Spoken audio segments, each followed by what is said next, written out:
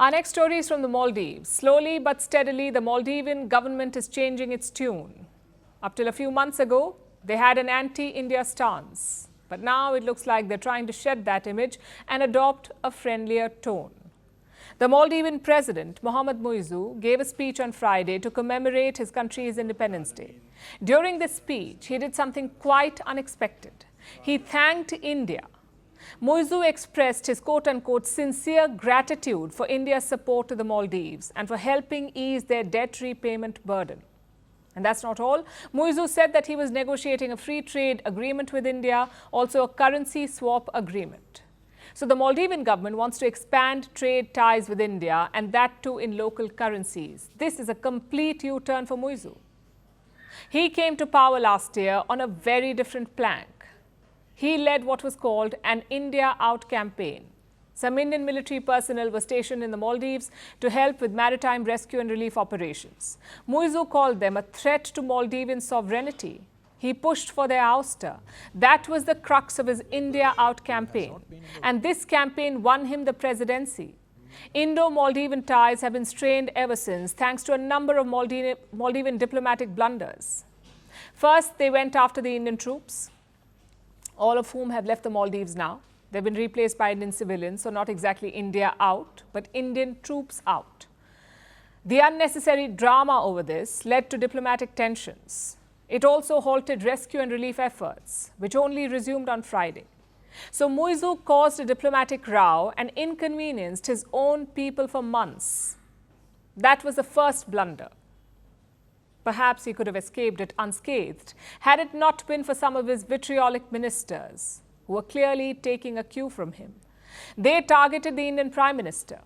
At the beginning of this year, Prime Minister Modi was in Lakshadweep, an Indian territory in the Arabian Sea, quite close to the Maldives. Modi was there to promote the islands as a tourism hotspot, but some Maldivian ministers did not like it. They decided to insult the Indian Prime Minister. They abused him on social media, and this sparked outrage in India. Muizzu disciplined those ministers eventually, but the damage had been done by then. A Boycott Maldives campaign started in India. A large number of Indians cancelled their trips to the nation, to Maldives. And remember, this is a tourism-dependent country. So the economic fallout was significant for them. The Maldivian economy was already in a precarious position because of the Wuhan virus pandemic and the resultant crash in global tourism. They were just recovering thanks to Indian tourists who were flocking to the Maldives.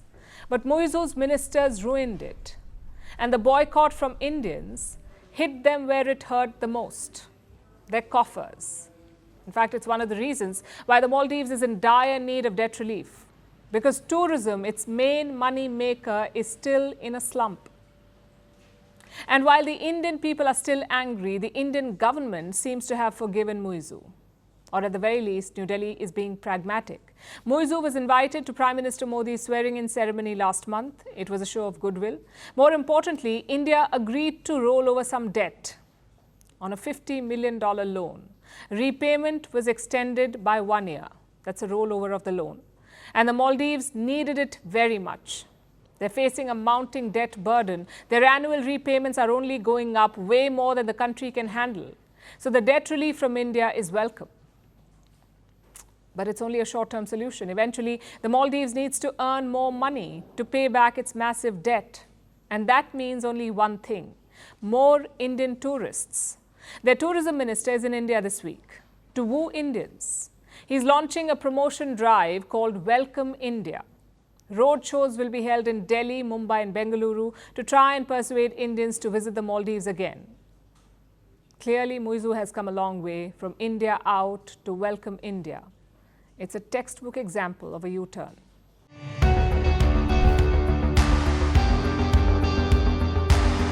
Across continents, one powerful news source. Bringing you diverse perspectives on the issues that matter.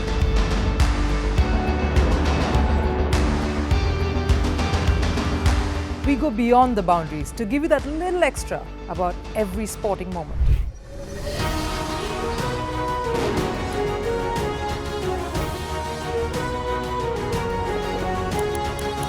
So thank you for making Firstpost 5 million strong.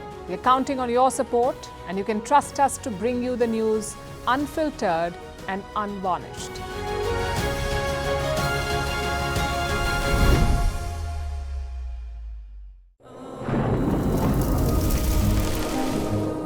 Climate change is on our doorstep.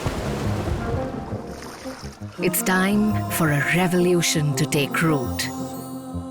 And it starts with 1.4 billion Indians.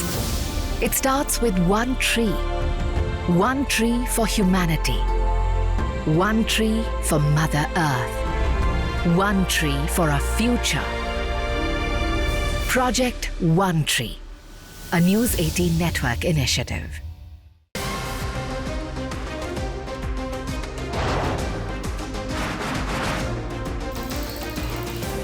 Obviously today, the T20 World Cup bandwagon has moved across to the West Indies. What can you expect from this?